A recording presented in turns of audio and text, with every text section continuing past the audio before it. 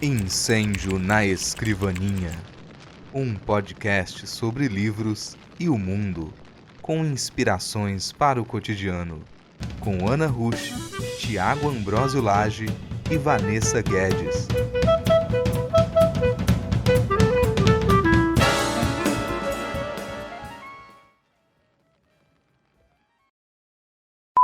Esse podcast faz parte da iniciativa O Podcast é Delas. Saiba mais em opodcastedelas.com.br.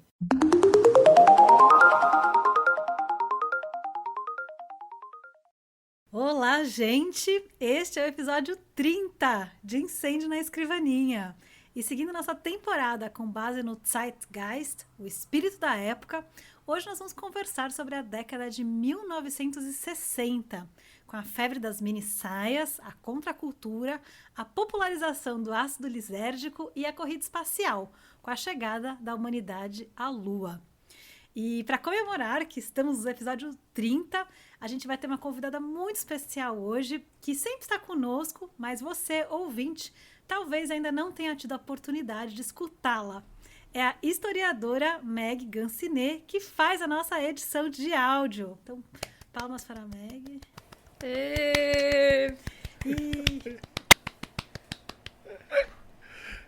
Oi, gente, eu sou a Meg, eu sou uma dodô de patinete fora de moda e brincante. Eu sou historiadora, professora e editora de áudio de alguns podcasts, incluindo esse que vocês escutam. Então a gente está muito feliz que você está aqui, inclusive como a gente vai falar de anos 60, de alterações morais na cultura, então tem tudo a ver você estar aqui conosco também, porque a gente muda nosso esquema geral, normal que a gente trabalha, né? Então seja muito bem-vinda, embora você sempre esteja conosco, mas agora você está num outro lugar. E, bom, para quem não me conhece, eu sou a Ana Rusch, eu sou escritora, sou pesquisadora. Eu fiz doutorado sobre... Uma das obras do meu doutorado trata desse período, que é A Mão Esquerda da Escuridão, da Ursula Le Guin, publicado nessa década de 60, e eu estou muito animada para escutar as outras pessoas esfuziantes e geniais que dividem a bancada comigo. Então, por favor, Tiago. Eu sou Tiago Ambrósio Lage, escritor, tenho muito carinho pelos anos 60 por dois motivos que eu vou comentar com um pouco mais de profundidade durante o episódio, que é a chegada do homem à Lua e a revolta de Stonewall, e os dois que aconteceram em 69. E eu sou a Vanessa Guedes, escritora e também editora na Ita Magazine, e eu gosto muito dos anos 60 porque foi quando os meus pais nasceram. Brincando. Eu gosto dos anos 60 porque foi um período muito bom no cinema, na música, é um período muito rico culturalmente e politicamente também, né? Temos várias coisas importantes acontecendo ali que vão culminar em vários direitos que a gente tem hoje, né? A década de 60 é muito interessante para a gente compreender também onde nós estamos. Trouxe uma citação aqui para a gente abrir os trabalhos, que eu achei bem dentro do Zeitgeist, e no final do episódio a gente conta de quem que é essa citação. Vanessa, se você puder fazer a leitura. A realidade é aquilo que, mesmo quando a gente deixa de acreditar que ela existe, ela não desaparece. E aí, quem escreveu? Então, no final do episódio, a gente vai revelar. E se você curte o Incêndio na Escrivaninha, siga a gente no Instagram, no Facebook, assina a newsletter ou o canal do Telegram. Todos os links eles estão na nossa árvore de links, né, que é o linktr.ee/Incêndio na Escrivaninha. Então, bora para o episódio, gente?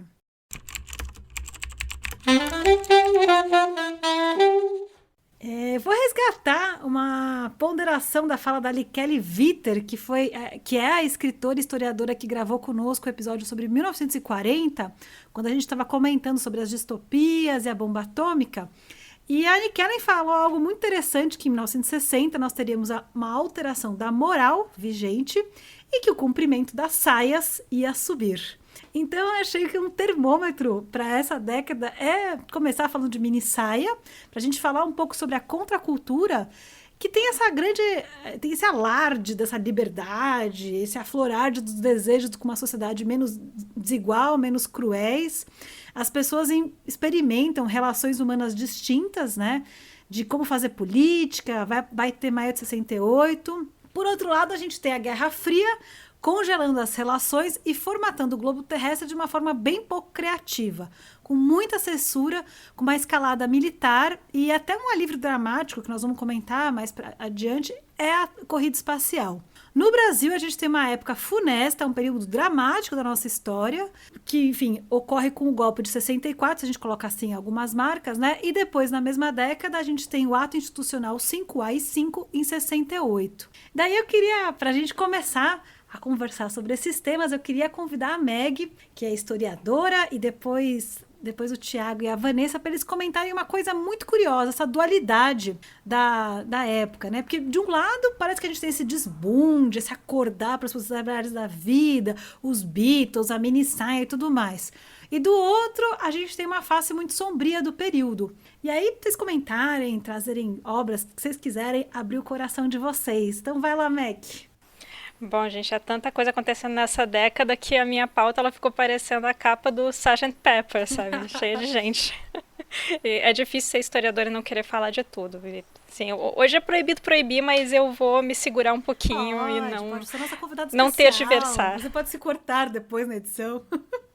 É que é realmente difícil ser historiadora e não querer explicar cada coisinha. Mas assim, eu fiz um apanhadão geral aqui. Bom, a década de 60 ela começou de um jeito completamente diferente que ela terminou justamente porque estava acontecendo muita coisa e até o nome contracultura tem a ver com o que estava acontecendo. Era muita coisa em conflito. A geração que viveu a Segunda Guerra, ela sofre um fenômeno de silenciar a dor. Um fenômeno assim de querer se afastar. Só que agora a gente está com a geração que é filha dessa geração. E eles não viveram isso, e eles são bem mais vocais e revoltados com a própria existência de violência, sabe? De violência no geral, de guerras, de violência civil, e eles se colocam muito contra isso. Um exemplo são atos contra a Guerra do Vietnã, que foi uma guerra contra aquele alvo do colonizador, um elemento frágil. E essas pessoas vocais e bastante revoltadas, elas vivem os benefícios do capitalismo nos tempos de Guerra Fria, e isso provoca um conflito mental a respeito do motivo por que lutar. E um dos alvos da luta são movimentos sociais, movimentos antirracistas, anticoloniais, feministas, greves, revolução sexual, uso de substâncias, tudo isso acontecendo nos anos 60. Olha como já está uma sopa cheia de ingredientes, né? E uma das revoltas mais conhecidas é Maio de 68, que aconteceu na França.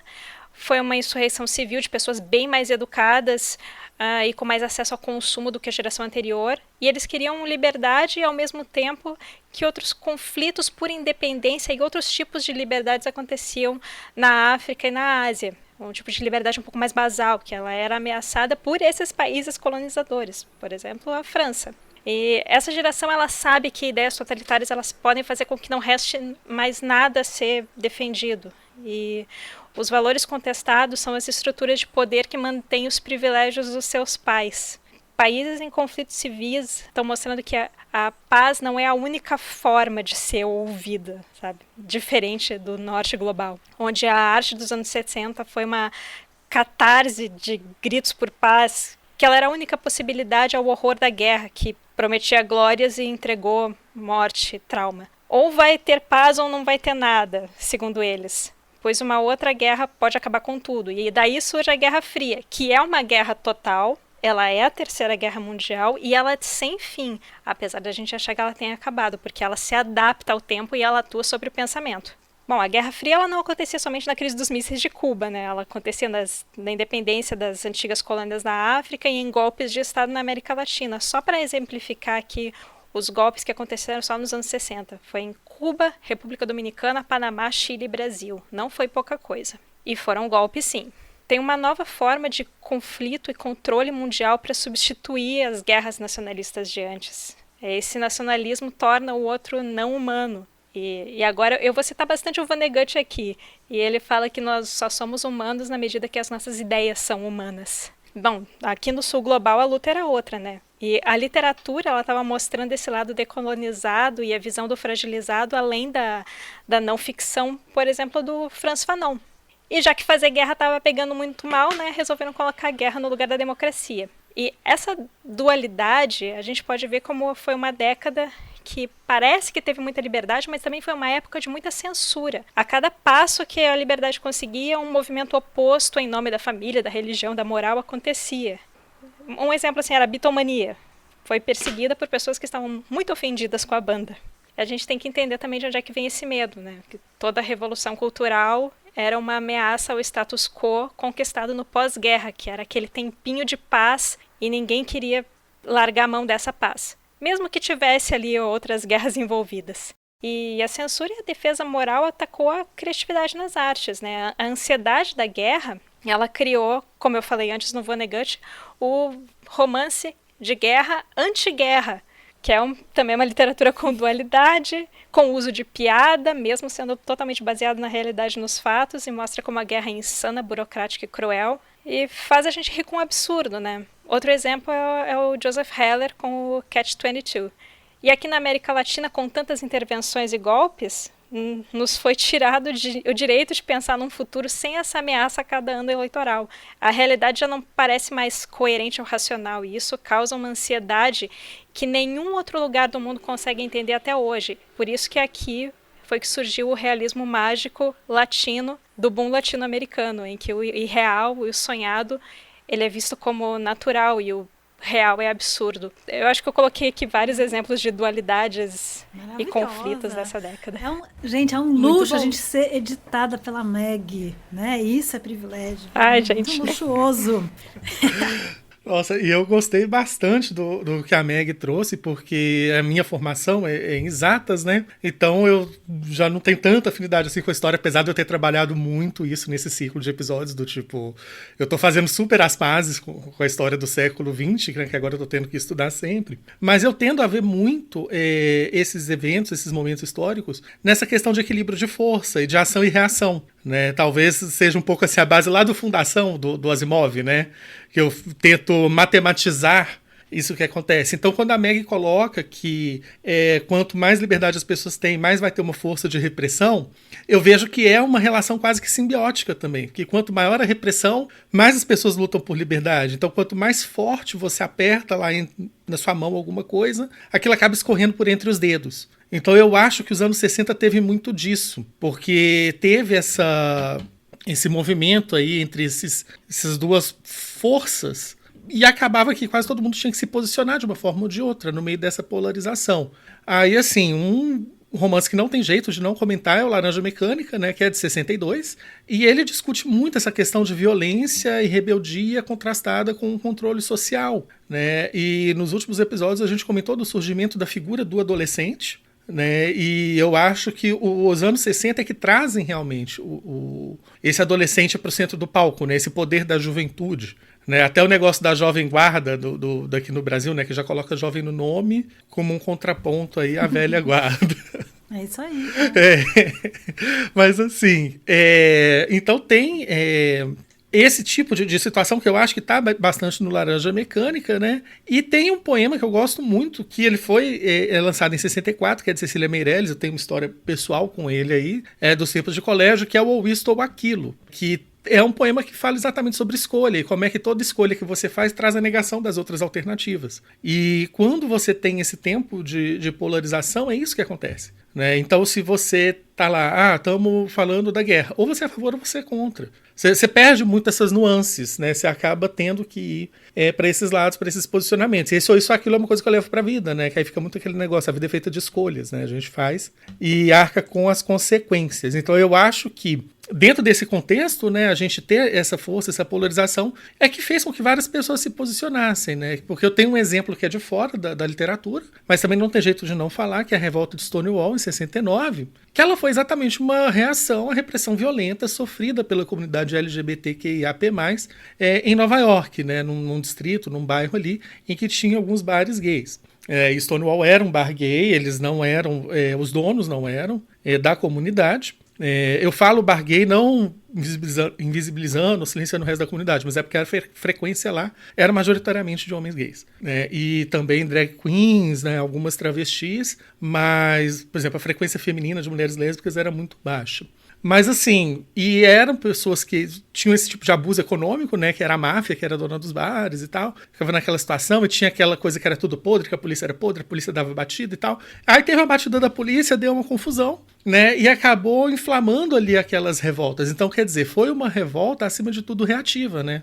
Chegou uma hora que a comunidade cansou de apanhar e começou a bater de volta. E é muito interessante que, ao mesmo tempo em que isso acontecia, nos anos anteriores, tinha movimentos pelos direitos, né, dos homossexuais nos Estados Unidos, mas a pauta deles era totalmente heteronormativa. Assim, tudo que eles queriam fazer era provar que gays e lésbicas eram pessoas normais, ou seja, eles já invisibilizavam, né, as pessoas que questionavam gênero, essas coisas, porque poderia chocar a sociedade, né, e faziam protestos silenciosos, os homens de terno, as mulheres de vestido, sem fazer barulho, sem dar a mão. De repente explodiu isso em Stonewall e isso inflamou toda uma série de movimentos pelos direitos LGBTQIAP+, nos Estados Unidos e depois no mundo inteiro. Aí começaram a ter as paradas do orgulho, né, com várias denominações. Hoje a gente tem uma sigla bem mais abrangente.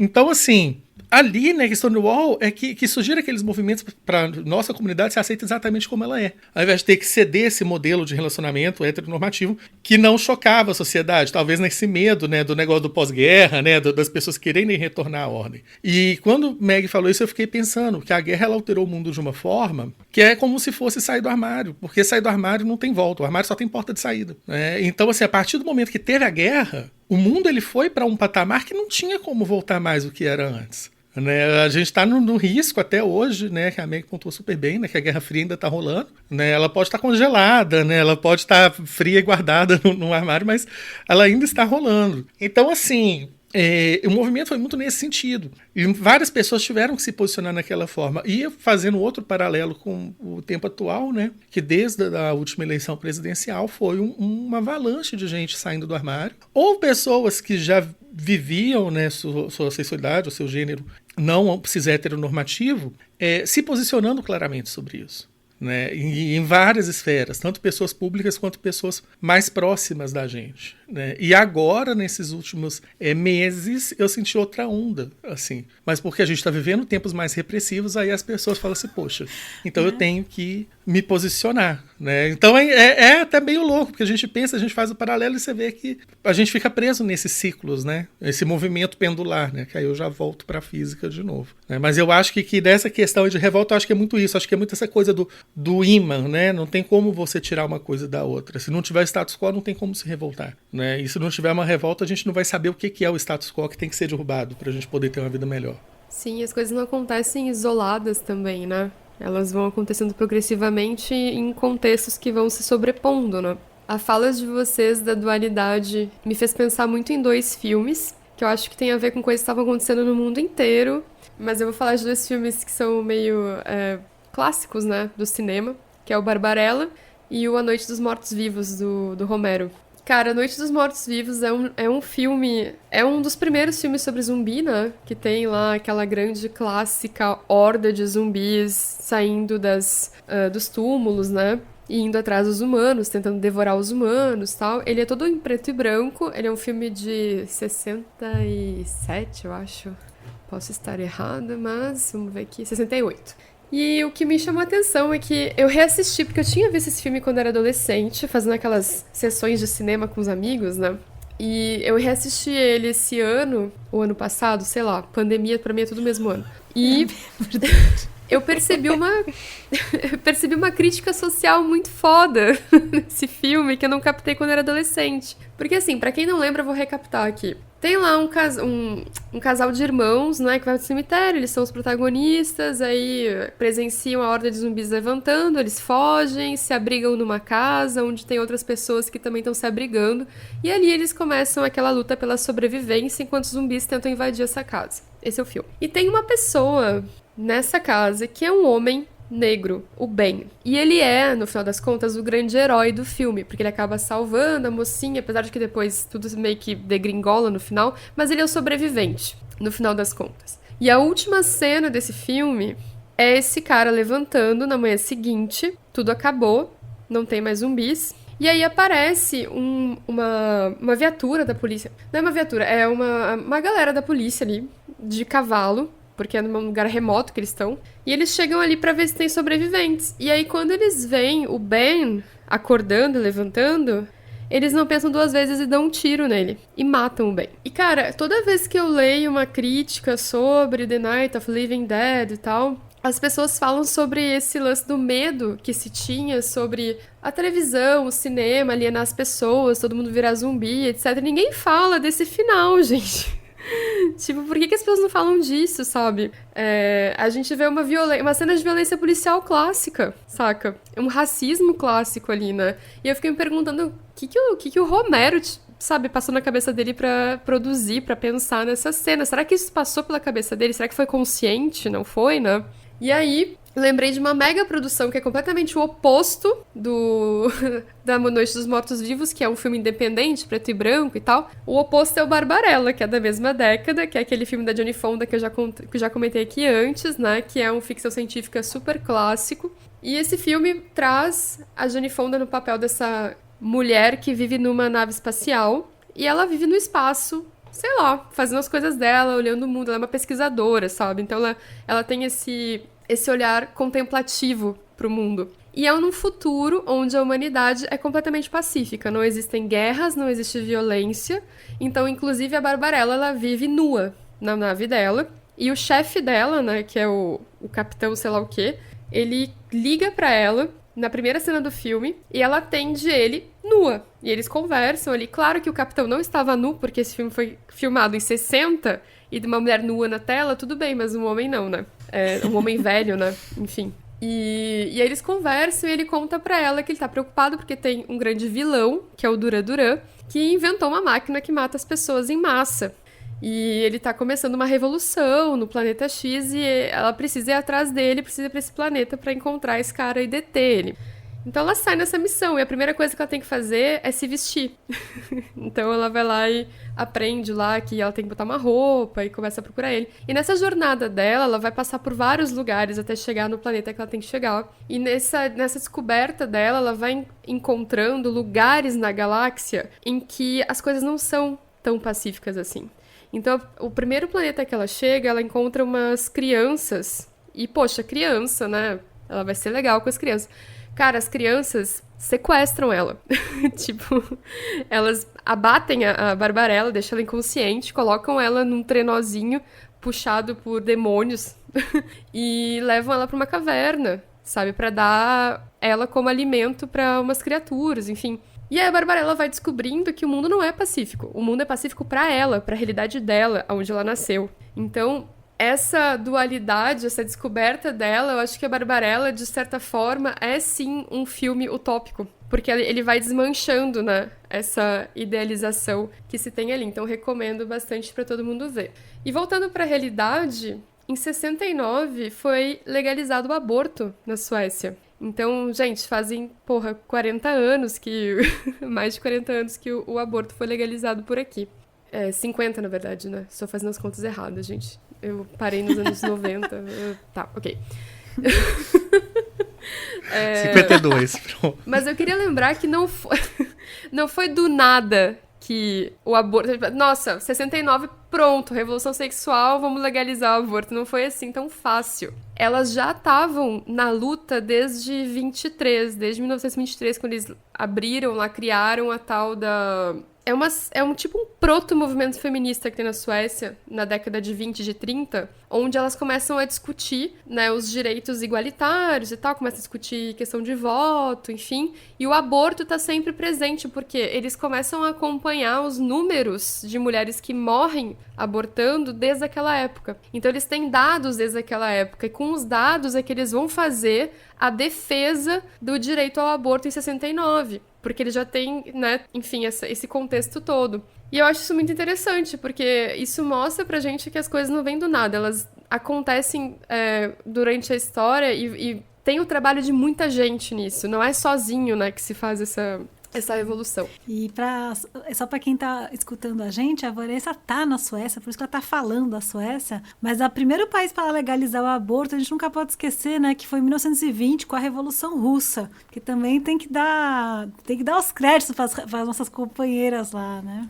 E, coincidentemente, né, a Rússia tá super perto da Suécia, embora a gente não pense muito nisso, mas a Rússia faz limite com a Finlândia, e a Finlândia tá a 4 horas de barco da Suécia. É muito perto isso. E eu não lembro agora os quilômetros, por isso que eu tô dando essa distância em horas de barco, porque eu só vou pra lá de barco. Não existe ano-luz, pode existir horas-água. Pronto. Provavelmente existe, né? A gente ano-luz é unidade de distância. Horas-água é unidade de distância também, gente. Pronto, acabamos de criar. Sim. Não, e tipo, muita gente fala sobre os direitos trabalhistas da Suécia e tal, e a gente esquece que a maioria desses direitos foram conquistados porque a Suécia tá muito próxima da Rússia. Então, tipo, a ameaça tava ali, né? Os sindicatos aqui estavam, assim, sempre com a faca, a faca e o queijo na mão, né? Tipo, vocês vão reclamar? Então, peraí, só um pouquinho, eu vou chamar meus amigos ali do lado, sabe? A cortina de ferro tava muito pertinho pra pular do lado de lá, né? Exato. Então era melhor ceder alguns direitos e segurar o pessoal do lado de cá. Talvez seja uma coisa nesse sentido. Né? Só um micro comentário em cima da fala da Nessa, que eu comentei, né, dos movimentos pelos direitos da comunidade LGBTQIAP+. E Vanessa trouxe 2 filmes, ela trouxe em um filme a questão racial, que também teve uma série de protestos e movimentos nos Estados Unidos, e a Barbarella ela trouxe a questão da paz, né, que a Meg já tinha comentado, que também tinha uma série de movimentos. E quando eu estava lendo sobre isso essa semana, eu vi que vários desses movimentos começaram a se apoiar, né, eles começaram a trazer força uns aos outros, e eu fico pensando hoje o tanto que esses movimentos sociais vivem em torno de treta no Twitter e fogo amigo, né? Do Sim. Tipo, e naquela época a galera colaborava, né? Conseguiu tanta coisa, né? E hoje é o contrário, né? Gente, sabe o que eu tava lembrando da Barbarella, fazendo um paralelo com os dias de hoje? Quando a Barbarella chega nesse primeiro planeta, ela conhece um cara que salva ela lá dessas crianças malditas, e ele é todo peludo, ele é todo, tipo, manly man, sabe? Assim, todo másculo e tal. E ela nunca viu uma pessoa assim, porque ela não tem esse conceito de homem másculo, mulher frágil, sabe? Então ela se depara com isso e o cara vai lá e começa a contar pra ela várias histórias e... Não, pera, eu vou te contar como é que é o mundo, sabe? Aí começa a contar pra ela né, como é que é a selvageria do mundo. E aí eles acabam indo pro meio de transporte dele ali, que é uma coisa muito louca. E lá dentro, ele propõe pra ela que eles se tornem... Que eles fiquem mais íntimos, né? Que eles transem. Ele propõe pra ela, vamos se curtir, já estamos aqui, você tá fazendo nada aqui, sua nave tá quebrada, eu preciso consertá-la pra você, porque a questão é que a nave da Barbarella caiu lá. E aí ela, tudo bem, vamos lá. E aí pra ela, sexo é virtual. Nesse mundo pacífico, as pessoas transam na cabeça delas. Então você tem tipo um dispositivo que você coloca, você toma uma pílula e você coloca um negócio na sua cabeça, e aí o seu cérebro entra em contato com a da outra pessoa, e a imaginação de vocês faz vocês transarem ali no meio. Então, quando ela fala pra esse cara, pra eles transarem desse jeito, ele fala assim, então, eu não transo assim não, eu transo corpo a corpo, e ela não sabe como fazer. E ele vai lá e ensina ela, e mostra como fazer, ela curte muito, e ela descobre que é um outro tipo de orgasmo, é um outro tipo de prazer. Né? E ela vai descobrindo isso de outras formas com outras pessoas. E aí eu lembrei de como as pessoas estão transando durante a pandemia. Elas estão fazendo sexo online. Só falta essa pílula aí, sabe? Né, gente? E ali tava a Johnny Fonda nos anos 60. Cadê a pílula? Somos todos Barbarella. Porque na hora que você falou que ela fica sozinha na nave, nua, eu pensei em todos os peladões e peladonas e peladones da pandemia. Que estão trancados em casa sozinhos e nus. Então... Total. E esqueceram como se faz sexo. Avançando, eu coloquei o LSD aí como sugestão de título do episódio, porque eu acho que o consumo do ácido lisérgico ele foi popularizado no período, mas não só como uma droga. Eu acho que tem uma identificação um pouco mais profunda, porque é uma identificação como uma estética, que foi a psicodelia. E a psicodelia, ela propõe uma alteração na percepção do mundo, na maneira que a gente sente as coisas, em que a gente sente as pessoas, os objetos. Tem uma exploração de também outras formas do corpo para captar o mundo à nossa volta, né? Então, incluindo imagens, enfim, que não são assim tão realistas, mas também com muita audição muito retratada, né? O tato. E como eu não sou muito competente para falar de música, eu trouxe um romance que eu gosto muito do Philip K. Dick, que é bem de 65, que não sei se ouvinte já leu, que se chama Os Três Estigmas de Palmer Eldritch. E ele é um livro completamente doido, eu gosto muito dele, né? Escreveu a Telepatia Seus Outros, que tem drogas também, né? E um dos núcleos narrativos desse livro, ele retrata uns colonos que têm uma vida detestável, que trabalham muito, é bem monótono o mundo em que eles vivem, mas eles utilizam uma droga alucinógena, que até é ilegal, que em inglês no livro é chamado de -D, que seria candy, que também é doce, que também em português é muito engraçado essa alusão, né? E quando eles tomam essa droga, eles olham umas miniaturas, tipo uns kits que eles compram de miniaturas, e a pessoa consegue entrar dentro do cenário, né? Então esse seria um exemplo, por exemplo, de como é que esse tema da psicodelia entra aí numa literatura de ficção científica. E o Philip K. Dick, ele é o rei, né, de alterar a realidade por meio de psicotrópicos. Só que vocês podem lembrar a adaptação de um conto que ficou muito famoso, né, que tem o Arnold Schwarzenegger, que eles vão pra Marte e tal. Eu lembro o nome em inglês, é o Total Recall, mas em português... O Total Recall no Brasil vai se chamar Vingador do Futuro. Ele é um filme de 1990. O que é importante é que esse filme, então, por exemplo, Vingador do Futuro, a gente nunca sabe se aquela realidade é a realidade ou aquilo é tudo um sonho. Então, essa suspensão do que é real aparece muito, é um dos temas da obra do Dick, né? E por isso que ele fica muito famoso e tal. E ele usa muito o psicotrópico para fazer essa alteração, né? Essa alteração ficcional do que é o mundo. Será que o mundo existe mesmo? Isso que a gente está vivendo não é um simulacro de alguma coisa, né? Só que toda vez que ele faz isso, tem algo que não é nada psicodélico, é que ele lembra que isso só acontece por conta de uma demanda do mundo capitalista, que é uma demanda de consumo. Então, nesse livro aqui que eu citei, né, dos Três Estigmas, de Palmer Eldritch, os colonos, eles tomam a droga porque é um inferno a vida deles, é muito chato. Então, se não tem aquela droga, eles não conseguem suportar a realidade. Então, o Dick, ele sempre quebra um pouco barato, porque ele recorda para nós, ele faz assim um final de viagem ruim, entregando pra gente uma vez mais o mundo do trabalho em que as pessoas estão submetidas sem poder, enfim, ter muita agência contra isso. Que um dos temas também do Dick é a questão do trabalho, né? Aparece muito, enfim, o trabalho operário, no chão de fábrica, trabalho também nos escritórios, a falta de sentido de trabalhar, né? E aí eu queria saber pra vocês qual que é a obra psicodélica que vocês mais adoram. Beleza. Vou colocar aqui os meus óculos psicodélicos. Não sei se dá pra ver, eles são azuis.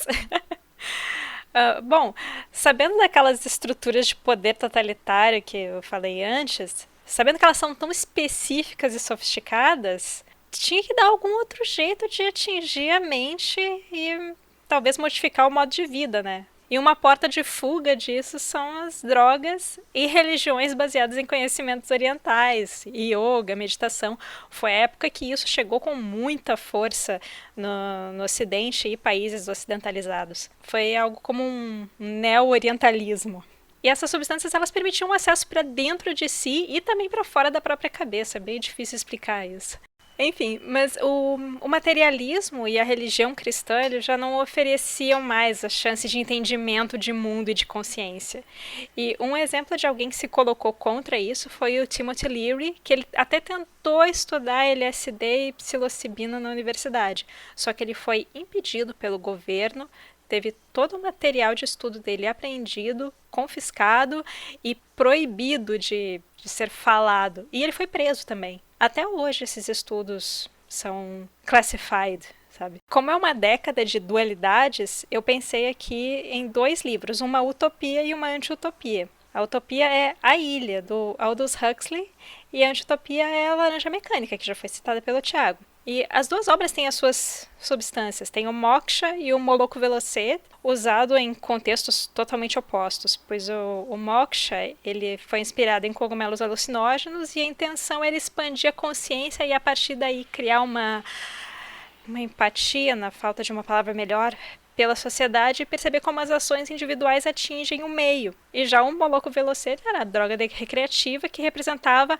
aquela perda moral dos anos 60, como um cautionary tale sobre o uso de drogas. E esteticamente a ilha ainda pega conceitos emprestados orientais, como eu já tinha dito antes. E no Brasil também estava acontecendo alguma coisa assim, com a Tropicália, que ela retoma um pouco a antropofagia e ela foi uma resposta à censura e pegou toda aquela cultura estadunidense importada e misturou com a nossa cultura local e criou algo híbrido, porém original, com participação de outras artes nesse movimento também. Um exemplo é o Teatro Oficina, que ele tinha acabado de surgir. E não vamos esquecer também aqui que nós tivemos esse golpe militar com a ajuda dos Estados Unidos e qualquer direito civil poderia sumir sob qualquer pretexto. A gente não pode esquecer que milico está ligado à guerra, e guerra odeia a arte, odeia a história e odeia qualquer pessoa que não a represente. Peraí que eu tô impactado. Quando eu vi a pauta, né, para pensar sobre isso, eu fui ver direito o que era psicodelia, porque eu confesso que eu não estava muito por dentro do conceito, não. E a primeira obra que eu pensei, eu falei assim, deixa eu ver se encaixa, porque para mim psicodelia tinha que ser uma coisa muito colorida e muito cheia de curvas, né? E a obra que eu pensei, ela chega a ser até minimalista, né, que é o 2001, Odisseia no Espaço. Tem o livro e o filme, né? O livro é de 1968 e ele foi desenvolvido simultaneamente a versão cinematográfica, né? Então isso já desafia a nossa percepção, né? Da obra nascer ao mesmo tempo em duas mídias tão distintas, né? Sendo que o usual é o filme ser adaptado a partir do livro. Então quando você fala isso, comenta isso, as pessoas ficam, nossa, mas como assim? Assim, né? E eu tô bem com o briquete hoje, né? Olha que eu nem sou cinéfilo, eu nem sou tanto do cinema, né? Mas tô aqui pagando a minha língua, né? E assim, é muito difícil falar de um e do outro separadamente, porque eu já vi o filme, já li o livro, as imagens se sobrepõem. Então, quando eu penso na psicodelia, né, nesse sentido, assim, que é uma experiência que vai revelar novos aspectos da nossa mente ou revelar nosso potencial criativo. E isso pode vir pela privação sensorial, né, aquelas câmaras de privação sensorial, o uso de algum tipo de substância. Ou, no meu caso, eu imagino que seria correto também afirmar que seria com essas experiências artísticas ou estéticas, né? Essa sequência de estímulos. E o texto do Clarke, ele é muito concreto, ele é muito preciso. Ele é uma prosa muito lisa, né? Tipo assim, ela tem arestas, mas você desliza na prosa dele. Então, quer dizer que eu já estou falando de uma forma um pouco sinestésica do livro. Então, talvez realmente ele tenha um quê de psicodelia, né? Então, assim, peraí, que agora eu me perdi um pouco aqui. Eu fiquei um pouco sinestésico e foquei no tato, né? Então, assim, o livro ele tem umas sequências ali e reflexões que eles me induziram a encarar novos aspectos da minha mente ou até da mente humana, de forma mais geral. E eu gosto tanto dessa obra, né, que eu baseei um conto nela, né, em alguns elementos dela, que chama Teste Anti-Turing, que está na coletânea Violetas, Unicórnios e Rinocerontes, porque cada uma das pessoas que escreveu para a coletânea teve que referenciar alguma obra clássica da ficção científica. Aí depois eu falo mais disso no Jabá. E outro livro, né, que eu cito é o A Erva do Diabo, de Carlos Castaneda. Ele também foi publicado em 68. E esse livro ele traz um relato e tem uma controvérsia muito grande se é uma narrativa mais ficcionalizada ou não. De uma série de encontros dele com o Dom Juan, num treinamento místico ali com uma planta de poder. E o Dom Juan é um indígena da região de Sonora, no México. E esse livro é muito emblemático dessa popularização e mercantilização do misticismo, né? E eu acho que tem tudo a ver com essa cultura dos anos 60, que depois vai puxar nos 70, né? Em que esses conhecimentos tradicionais, eles são apropriados, não tem palavra mais bonita para isso, e colocados em livros e experiências e gurus e profetas e vendidos para a pessoa ter, né, ali uma experiência mística no conforto do seu lar. Então eu acho que isso é muito esses dualismos que a gente traz também, né? Uma experiência sagrada e mística, você vai e transforma aquilo ali num produtinho, né, que você vai na livraria da esquina e se sente ali conectado. E pensando no aspecto cíclico, pendular da história, é o que a gente vai viver depois nos anos 90 e é o que a gente está vivendo hoje. Né? Será? Hoje é a questão do louco dos signos, né? O pessoal joga como meme, né? E hoje você vê post inflamado das pessoas contra a astrologia, como se as pessoas ficam muito bravas, querer né? saber se Gêmeos combina com Escorpião é o que estivesse causando a onda de fake news e a destruição da nossa sociedade, né? E nos anos 90 também foi uma diferença, mas a gente vai ter ainda os anos 90 e os anos 20 pra gente poder voltar nisso. Nossa, da galera que fala dos signos, e que eu mais gosto é a galera que fala assim: Eu não sei nada sobre signos, mas eu sou Áries, com o Sol em Gêmeos e a Lua e não sei o quê. Mas eu não sei o que isso significa, mas eu sou isso. Sabe o que eu acho mais maravilhoso? Tipo assim, A eu vou gente tá tirar meu falando de corpo coisa fora, mas eu sou super, isso aqui. né? Estamos falando de censura, 68 e tal. E o podcast ele pode ser cancelado porque a gente tá falando da questão astrológica. Isso é o sinal dos Signo. tempos. Isso é falar do sinal Mas a dos gente tá tempos. falando de signo. Gente, que besteira. Nossa. Não, depois que a gente defendeu Paulo Coelho com Braulio Tavares. E não fomos cancelados, pelo menos eu não vi nada, ninguém me contou. Não na nossa frente, né, amor? É verdade. Vanessa, qual a sua obra psicodélica mais... Tchan. A Meg falou do Timothy Leary e eu tinha notado aqui a experiência psicodélica dele, que é de 64, que na verdade não é só dele, né? Tem mais outros 2 autores, cujos nomes eu não vou lembrar agora. E eu sei que esse livro também foi uma homenagem ao Huxley, aquele The Doors of Perception, que eu não li, então não vou comentar, tá? Mas eu sei que também são, né, os relatos, vocês já tinham comentado. Eu li As Portas da Percepção. E aí, o que você É achou? maravilhoso, não entendi nada. Ele é muito bom É mesmo. maravilhoso, mas eu não Adoro. entendi nada. Mas é maravilhoso. É então. isso. Eu vou dizer que assim, é que a experiência psicodélica, porque quando a Ana pergunta pra gente quais livros e tal, todos os livros que eu pensei não estavam nos anos 60. E aí eu até tomei um susto, porque eu tinha muita certeza que estavam. Então eu resolvi, poxa, eu tive que pensar muito até achar um, assim. O que eu acho legal dos relatos que a gente lê na literatura, tanto essa de não ficção, quanto a de ficção, inclusive, quando retrata as drogas que existem mesmo, não só alusões, é que a gente pode, inclusive, se educar através dessa literatura, porque... Como a gente tem a questão da proibição, enfim, né, é um grande tabu, inclusive, de se conversar, não é todo mundo que fala tão abertamente. Eu acho que a educação de o que fazer quando você tá usando, né, o que você pode fazer em caso que aconteça tal coisa, enfim, é muito importante. Através da literatura a gente pode alcançar isso. Um dos livros que fez isso comigo foi esse do Timothy Leary, que inclusive eu vou até fazer um disclaimer aqui, vou falar que eu não gosto muito das últimas obras do Leary, quando ele vai falar, inclusive do livro que eu tava mostrando pra vocês na tela aqui, que é os 8 circuitos do cérebro. Mas essa literatura dele, bem do início, onde ele conta esses relatos, eu acho bem interessante, bem educativo, assim. Recomendo. Muito legal.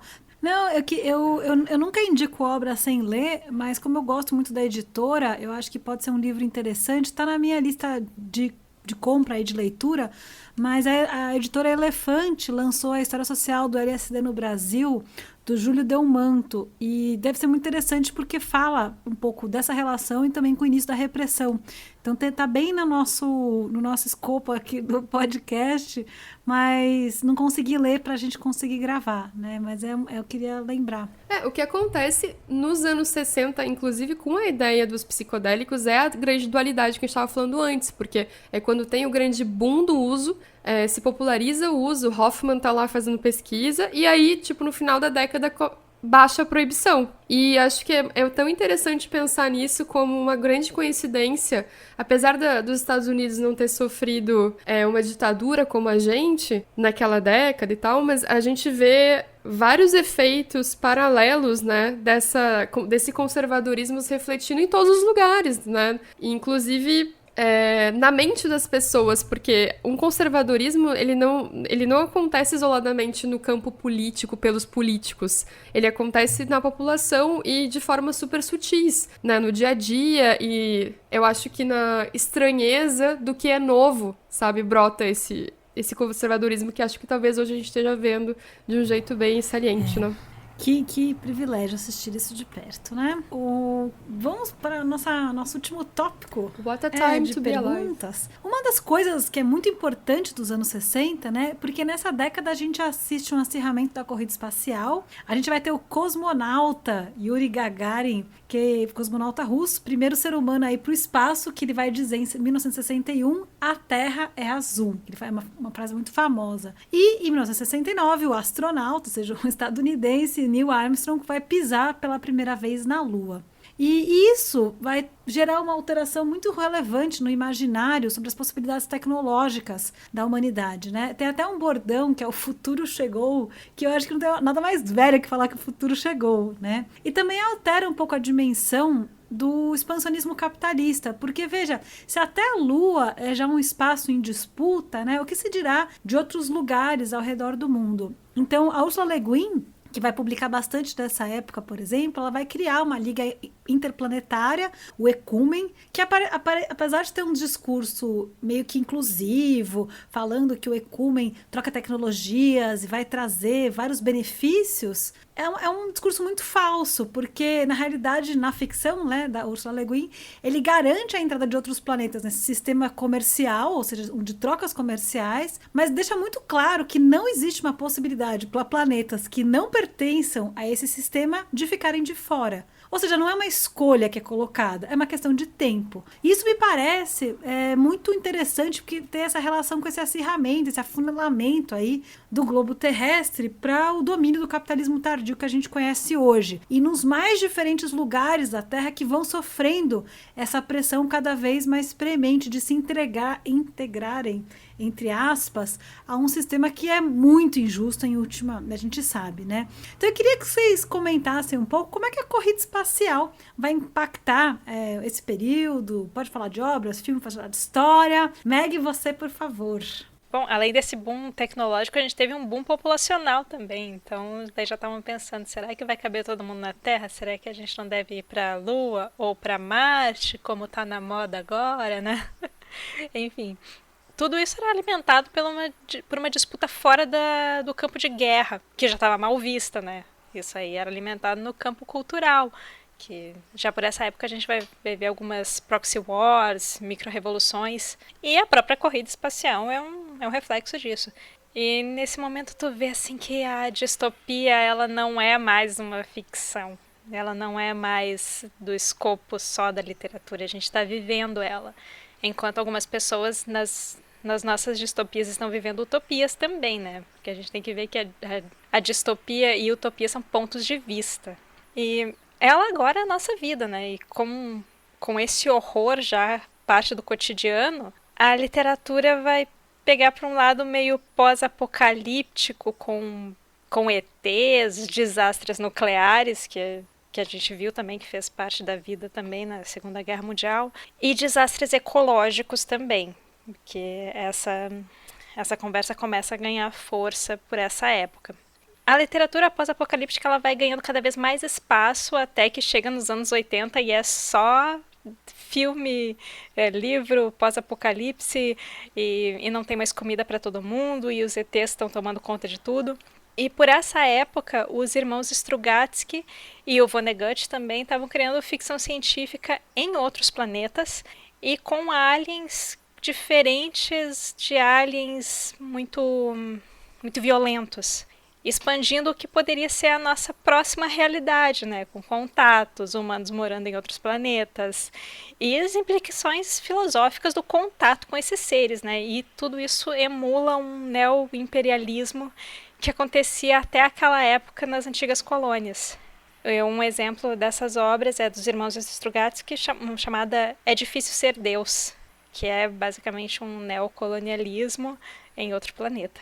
Tiago, você e a Lua? Bom, seguindo a minha teoria do tudo está interligado, né?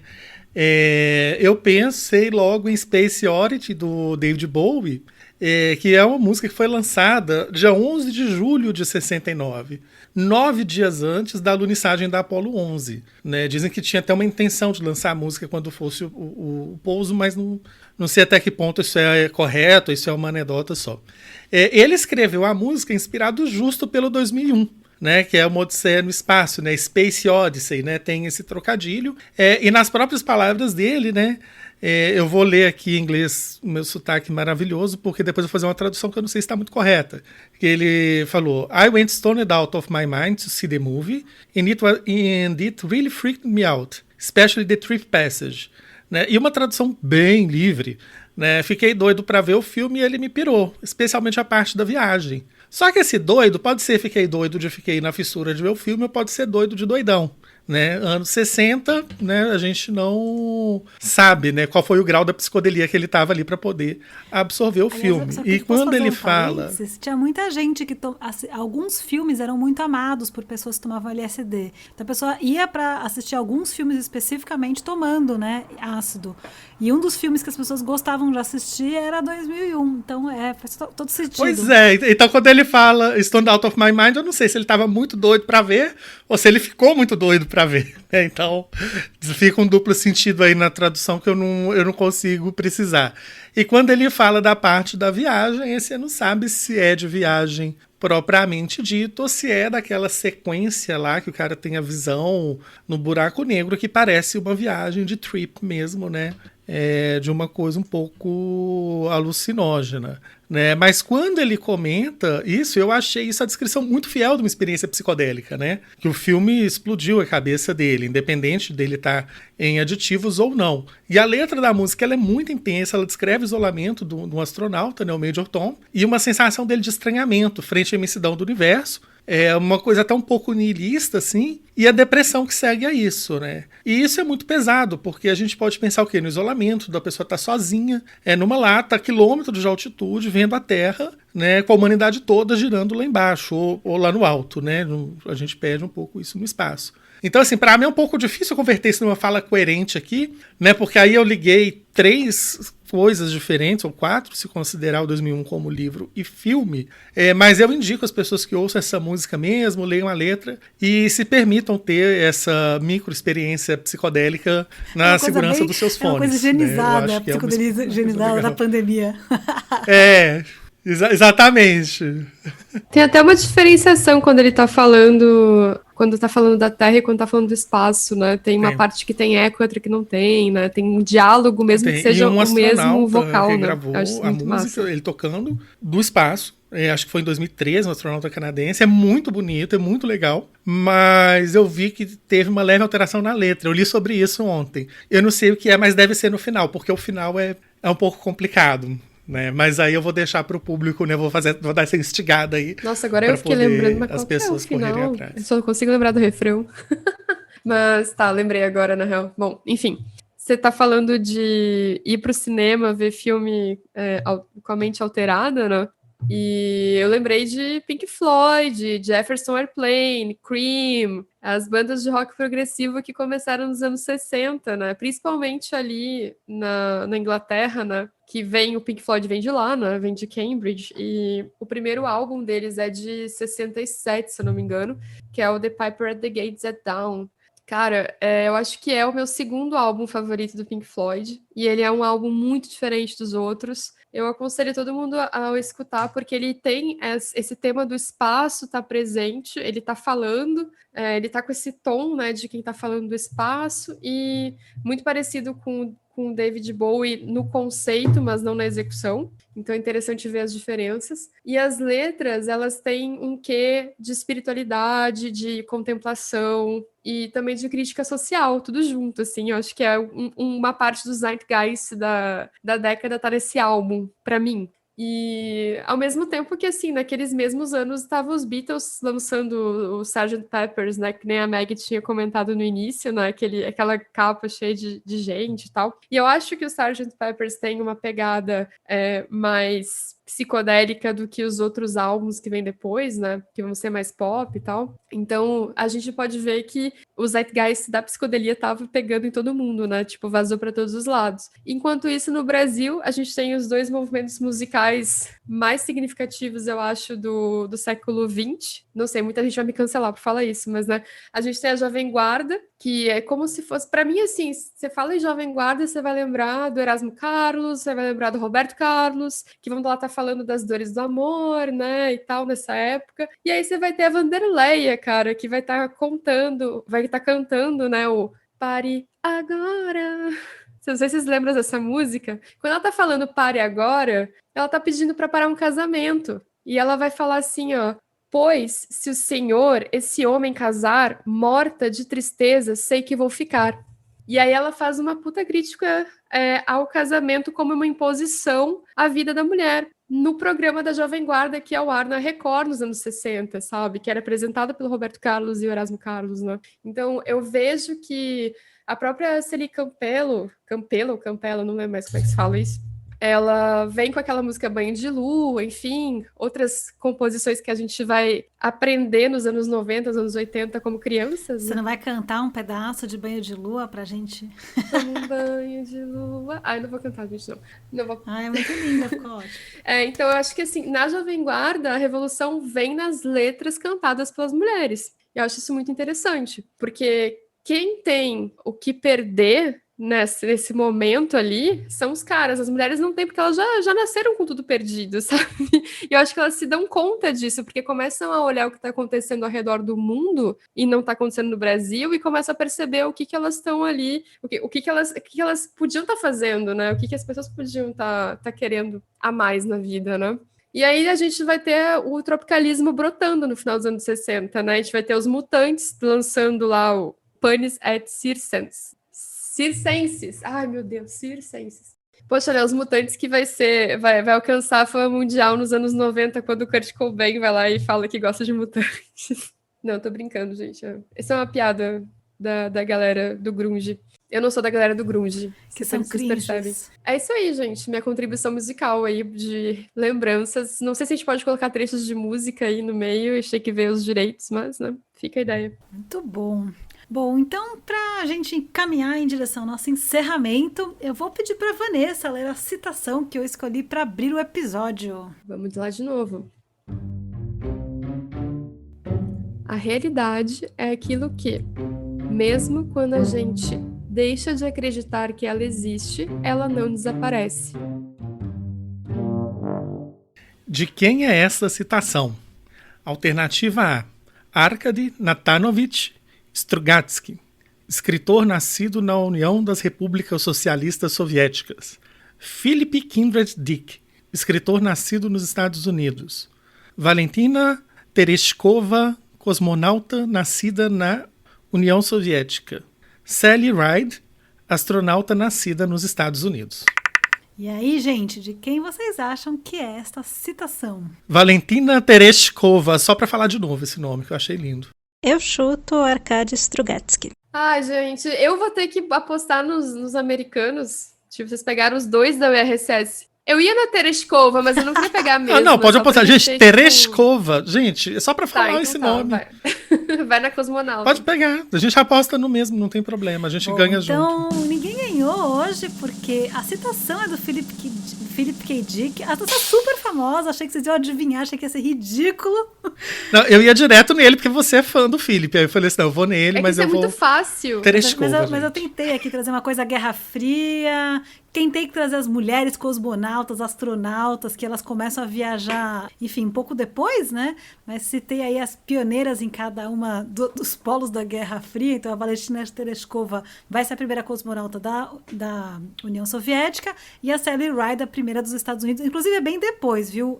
Temos que dizer aí que as companheiras do outro lado do mundo lá estavam mais avançadas do que nos Estados Unidos. E aí, não sei se alguém me corrige, mas pelo que eu pesquisei na Wikipedia, que não é exatamente o maior compêndio científico do mundo, mas parece que a equidade de gênero era maior na União Soviética. Bom, essa frase do Dick, eu acho ela muito legal, porque é uma frase de 72, na realidade, não é uma frase dos anos 60, mas foi massa, porque ele contou isso quando uma estudante canadense foi perguntar para ele o que era a realidade. E ela queria uma resposta rápida, curta, né? E aí ele definiu isso, que é uma frase muito citada, né? Então a realidade é algo que, mesmo que você não acredite nela, ela não consegue deixar de existir. E eu acho que é algo que fala muito com esse período. E ele vai dizer isso, que inclusive não é uma piada, é algo muito sério, porque a gente tem essas várias formas da apresentação da realidade e a gente não consegue, enfim, escolher uma, né? Então faz parte dos escritos filosóficos do Philip K. Dick, que também são interessantes. E fica o convite aí, vou depois deixar um link bem legal para vocês lerem, se vocês quiserem a respeito. Cara, o K. Dick, ele vai trazer isso depois em escritos dele mais espirituais, né, lá nos anos 80. Não, então, isso é muito interessante porque o que acontece, esse tema do que é a realidade é algo que vai aparecer bastante, né? E várias obras diferentes. E eu acho que essa frase, ela condensa um pouco algo que tá em vários epígrafes de livros. Não, sabe o que eu lembrei? Que em 2017, eu e Meg... Não, a Meg participou só com um depoimento que eu peguei de outro podcast que ela tinha gravado. No podcast Pau é Pedra, a gente gravou um episódio chamado o que é a ficção e o que é a realidade. E aí a gente traz umas falas do Dick nesse episódio que eu acho que dialogam bastante. Eu vou colocar aqui o link. No Vale. Vários são. Massa, coloca. Mas vários tem... Não, mas o que eu achei interessante dessa frase é que, fazendo um contraponto, por exemplo, com as noções de física quântica, o poder que a observação tem de mudar a realidade, né? Aquele experimento do gato de Schrödinger, né? O elétron, ele é partícula ou onda, depende se você olhar para ele ou não, né? Então, de certa forma, vai um pouco contra isso, né? Então, mostra que o Philip, ele teria a crença que existe aí uma realidade objetiva que independe do observador. Então, eu acho que isso é uma coisa legal de ressaltar. E é uma coisa que já na física, em alguns aspectos, a gente sabe que não é verdadeiro. Vou colocar dessa forma, né? Que eu ia falar real, aí já ia ficar mais um significado. Mas a gente sabe que não é completamente verdade quando a gente pensa em alguns experimentos da física. Só mecânica clássica é verdadeiro, o resto é balela, brincadeira. Vou ser cancelado agora. Bom, não, a gente foi várias vezes cancelado nesse episódio. Vai. Agora vai. Ao vivo. Eu já tô te cancelando. Ao vivo. Muito bom, gente. Então vamos para o nosso fogaréu de hoje, que aí a gente pode queimar os coleguinhas aqui na bancada. Então, vamos lá. Primeiro a Meg, contar algo que vocês querem se ver livre, vocês querem queimar fora, algo para aquecer o coração, fazer jabá, mandar beijo.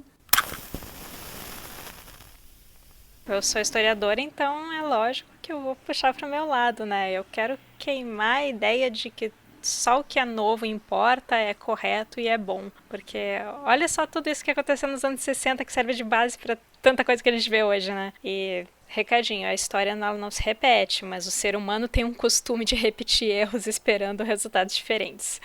A gente tem que aprender com a história. E a história, ela não julga, ela ensina, ela é professora e não carrasco. Então, queimem a ideia de que a história julga e que o passado não importa.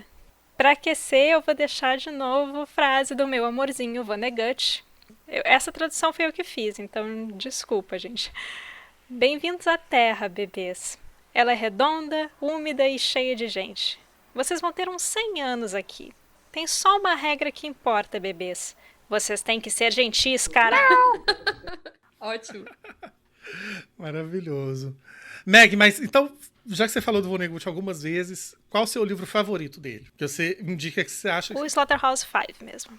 É o Matadouro Matadouro 5 mesmo. Pode começar por esse. Ele vai ser uma doideira, mas vale a pena. Deixa eu te contar uma coisa. E o Mestre e a Margarida? Exatamente. Estava na nossa lista aqui até. Achei que a gente...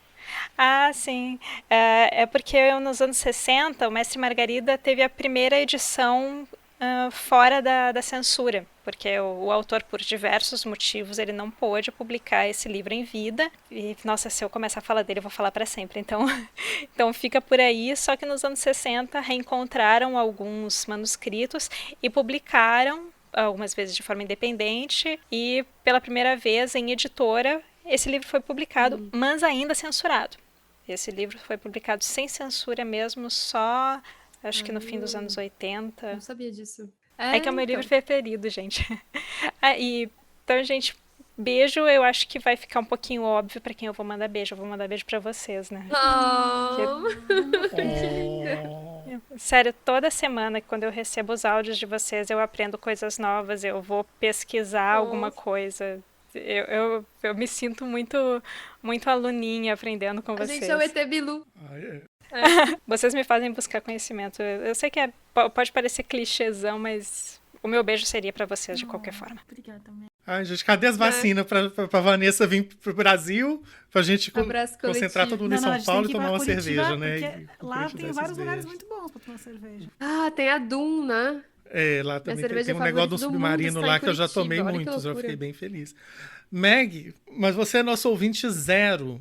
E você não quer deixar um link aí para quem quiser ter os seus serviços de edição e ouvinte zero, Vou não? deixar aqui o jabá do meu trabalho. Vocês podem, Por favor. Vocês podem falar comigo pelo Twitter, @dodô_de_patinete, ou mandar um e-mail para dodôdepatinete@gmail.com. E se vocês quiserem me ouvir falando de um jeito completamente caótico a respeito de comida, vocês podem ouvir o podcast Pastelando. Que legal, Isso, não sabia do da Pastelando. rede Pistolando, os nossos amigos. Letícia Dacker, Thiago Corrêa. Vanessa, você. Para queimar, eu quero queimar a privatização do espaço, para começar. Vou só deixar essa aí. Para aquecer, eu quero indicar um podcast chamado Strong Songs. É um podcast em inglês. Quem tá aprendendo, quer praticar e tal, eu acho ele muito bom, porque ele é muito suave, muito claro. E esse podcast, o cara apresenta, esqueci o nome dele agora, ele apresenta a cada episódio uma música e ele explica por que essa música é incrível. É basicamente isso. Ele é um músico, né? Ele toca vários instrumentos e tal, então ele meio que destrincha a música na parte técnica, na parte histórica e também na parte da vida do artista. Então ele é super detalhista, assim. Aqui tá escrito que o nome do moço é Kirk Hamilton. Kirk. Muito bom, muito bem. Thiago Ambrosio Lage, você. Bom, deixa eu pegar meu lança-chamas, então. Deixa eu ver o que eu vou queimar. São essas teorias da conspiração que o homem não foi à lua, gente. Para de ser doido, sabe? Um dia eu conto a minha. Tipo... Eu sei porque fake news é famoso, porque eu já acreditei nisso. Ah, não, então, Ana. Eu demorei pra me... Não, posso contar... Uhum. Que o homem não Sim, foi à lua? Por muito tempo, porque me fizeram uma vez uma pergunta que eu achei que fazia muito sentido. Tipo, por que nunca voltou, então? Né? Do tipo, que se foi, né? E aí, essa coisa do tipo, porque quando você coloniza um lugar, a primeira coisa que você faz é voltar, né? E aí eu achei esse argumento muito... Esse argumento muito bom. E durante muito tempo eu achava que era hoax. Então, por isso que eu acho até bom contar isso ao vivo, para as pessoas ouvirem, porque dentro de uma certa roupinha... A fake news, ela encaixa quando a gente quer, né? Então, tinha uma roupa que encaixava. Sim, a gente entra. E eu comecei a acreditar, pra falar a verdade, que, tipo, era mentira e tal, quando eu comecei a sacar que dava pra ver a lua e ver as marcas que tal, que tinham deixado. Então, é bom falar isso, bom contar, porque as pessoas ficam, né, vendo que pode acontecer com muita gente. E eu me considero uma pessoa, li muito, né? Tipo, podia, mas veio com uma, sabe, veio assim com uma, né? Será que realmente não seria? Então... E tá cheio de cavalo de Troia, né? Nossa, mas ainda bem que você já abandonou isso, porque aí eu não te queimei. Confidencial até hoje, né? De um monte de coisas que acontecem. E eu fui uma pessoa que crescia aí, né? Nos anos 80, que a gente pega a distensão, depois vamos falar dessa década, né? Então você acredita em umas coisas, porque também não cai muito bem contado, né? Hoje a gente tem a transparência e tal. Então, durante muito tempo, é bom falar. Então, pode queimar Ana... a colega. Você já queimou a Vanessa por causa da física não sei o quê, já pode me queimar. Vou falar uma coisa hoje eu tô incendiado. Quando eu estudei física na faculdade, pra quem não sabe, eu estudei 3 anos na faculdade de física, por isso que eu fico fazendo essas piadas idiotas, porque eram coisas que a gente falava na faculdade. Uma das coisas que os professores tentavam fazer a gente explicar para poder aprender é esse tipo de coisa. Como que é possível que o homem pisou na lua? Explica pra mim, explica como se eu tivesse 6 anos de idade. Ou assim, sei lá, como é que a Terra é redonda? Me explica como. Agora, aqui, ao vivo, na frente da turma inteira, sabe? Eu fazia licenciatura em física, né? Então foi um grande aprendizado. Mas, gente, o homem foi pra Lua, tá bom? A humanidade. Vamos deixar claro. A realidade é essa. Então, mesmo que você pense outra coisa, quando você abrir os olhos, ela vai estar assim. Mesmo se você não estiver lá pra ver a pegada tá lá, né? Então, pensa aí na frase do Philip K. Dick. Mas expressão pra dizer que é difícil mesmo explicar essas coisas, assim, tipo, sabe? No cru, assim, no seco. É muito difícil de explicar. Então, acho que esses diálogos que a gente tem com as pessoas que acreditam em fake news, eles são realmente muito difíceis. Vai lá, Thiago, desculpa. Eu, quando era mais novo, minha teoria da conspiração que eu curtia bem era que elas eram deuses astronautas, né? Porque eu já morria de medo de alienígena, adorava mitologia, perdi muita noite de sono, né? Aí depois entendi, não, eram as pessoas mesmo. Né? Elas desenhavam nas paredes, elas moviam pedras gigantes e não tem nada de extraordinário. É extraordinário pra gente que é criado num contexto branco, racista, né? Mas aí a gente vê que não, a gente vai desconstruindo esses mitos, né? Frase boa pra falar hoje, né? Desconstruir mito, né? Enfim, para aquecer então o nosso coração, vamos falar de coisa boa, vamos falar de David Bowie, né? Maravilhoso, não sei se ele é humano, né, do tipo, ele realmente era um deus astronauta, sem sombra de dúvida, isso é um fato concreto. Escreveu várias coisas com tema de espaço, né? Eu citei o Space Oddity, tem o Is There Life on Mars, que é maravilhosa também. Então, para aquecer o coraçãozito de vocês, ouçam David Bowie, que sempre faz bem, né? E ele tem várias fases, várias músicas distintas umas das outras. Vocês não estão vendo o vídeo não, mas tá cheio de sorrisos e joinhas aqui na bancada. Eu acho que as pessoas endossam a minha opinião. Fui bem chapa branca, assim, para eu não ser cancelado, né? E jabá, gente, vou de duplo jabá. Primeiro, o Violetas, Unicórnios e Rinocerontes, que é uma coletânea que foi editada por Cláudia Dugin, foi organizada e editada por ela, com colaboração do Luiz Braz, saiu pela editora Patuá. São 15 contos de ficção científica de autorias de pessoas LGBTQIAP+. Então tem essa questão, que eu já falei de Stonewall, né?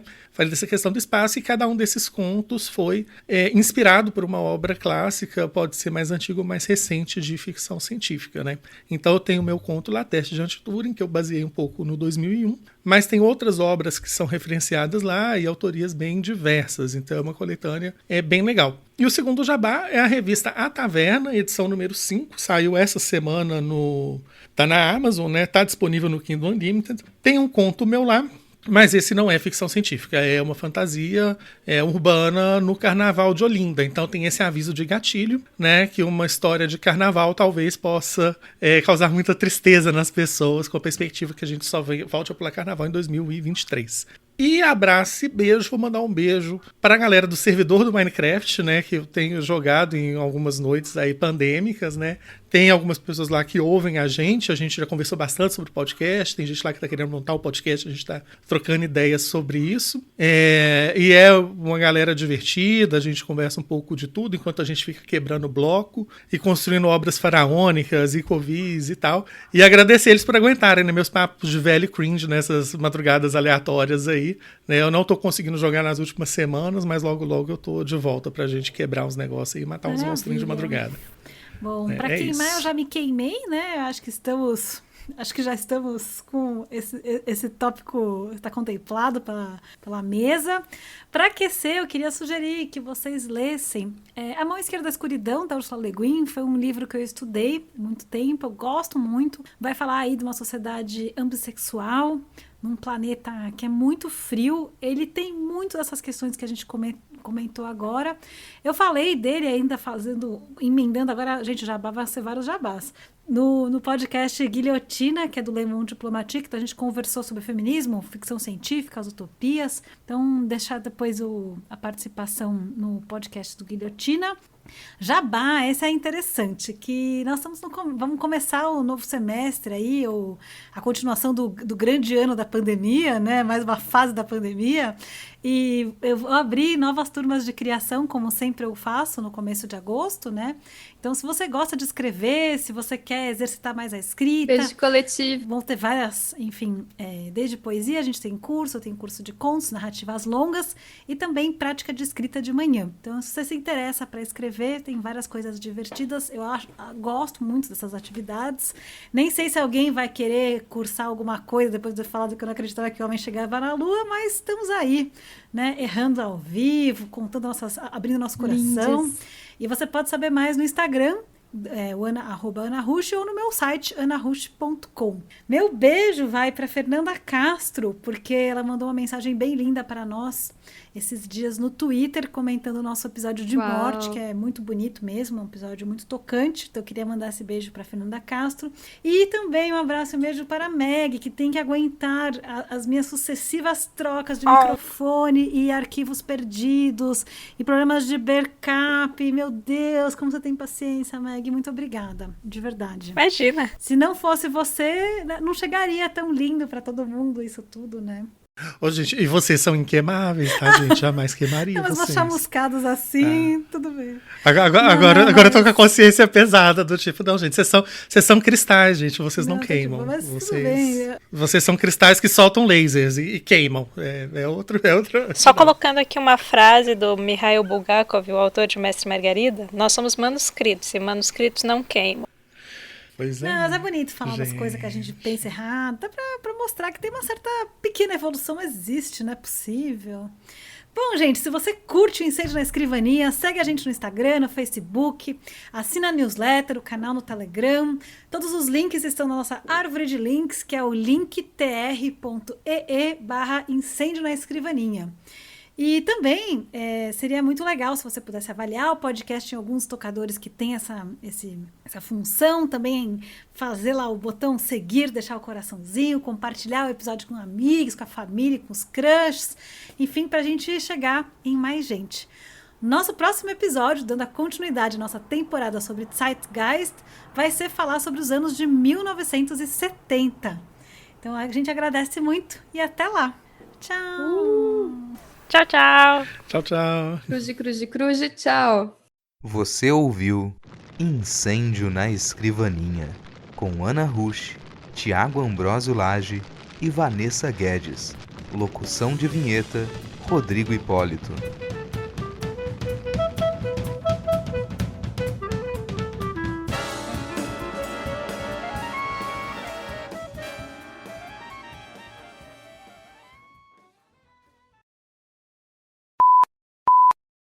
Você ouviu um programa participante da rede Podcast é Delas, uma iniciativa que fornece toda a infraestrutura necessária para mulheres hospedarem e publicarem os seus podcasts. Para fazer parte, entre em contato conosco através do site opodcastadelas.com.br ou através das nossas redes sociais, como @opodcastadelas.